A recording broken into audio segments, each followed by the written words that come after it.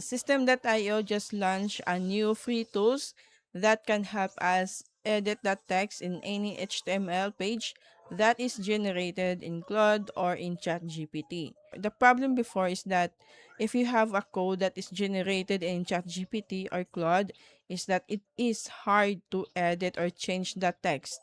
So you need to do it manually. So you're gonna check the entire code, or you can prompt it again in the AI tools. But right now, since System.io launched this free tools that can edit the text inside any HTML page, it will be easier for you to edit or add or delete that text. So let me show you how. So right here, this is my page. So let's preview this one. By the way, I built this page with an entire code. So hindi po ako gumagamit ng mga elements dito that is basically drag and drop. Ganito kasi yung problem ko before, guys, since this page is binuild ko siya via raw code or raw HTML, and hindi po siya drag and drop. So for example, gusto kong palitan yung text dito, ay hindi ko siya maagagawa agad. So kailangan ko pa siyang hanapin dito sa code kung saan banda siya. See? At ang haba-haba niya, guys, and it takes me time to find that text kung saan ba siya. Okay? Well, okay lang naman sa akin since I have background naman sa coding. So, what if those people na walang background sa coding, so it will be hard for them to find or maguguluhan sila. Siyempre, saan ba dito hanapin, no? So, masisira yung code. So, with this new free tool, ay mas pinadali siya actually. So, let me show you. For example, i-copy ko tong buong code and punta lang ako dito sa free tools ni System.io, and ilagay ko na lang din po sa description yung link dito, guys, para mas madali mo siyang makita. And then, dito sa your HTML, i-paste mo lang dito. Okay, tapos makikita mo na dito yung preview ng page mo. See?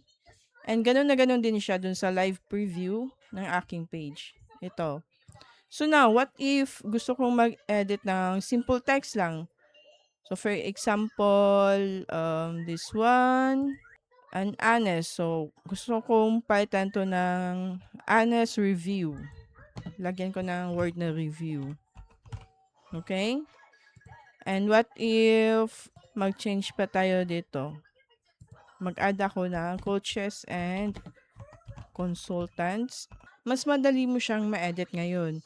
At ang kagandahan kasi, guys, kung ano yung binago mo dito ay hindi po siya madadirect na maapektuhan yung live page mo na binild mo kay System.io. Ipalagay natin na goods na to sa akin. Wala na akong babaguhin sa text. Ang next step na gagawin mo is to copy the HTML. Okay? And balik tayo dito sa live preview. Papakita ko sa inyo na hindi siya affected. Okay? So, walang nabago, di ba? Ngayon, di ba, ika-copy natin itong copy HTML, copy natin, and balik tayo sa editor ng System.io. Tapos, yung existing code natin dito, ay papalitan natin siya. Paste lang natin and click save. And save. Ngayon, i-reload natin ulit yung page. Ayan na siya. Ngayon pa lang siya nagbago. Okay? There you have it, guys. 'Di ba mas madali nang mag-edit, mag-add, mag-delete ng text dun sa pages na binild mo via AI tools like Claude or ChatGPT. Alright, if you get value from this video, hit that like button, leave a comment, and share it with your friends.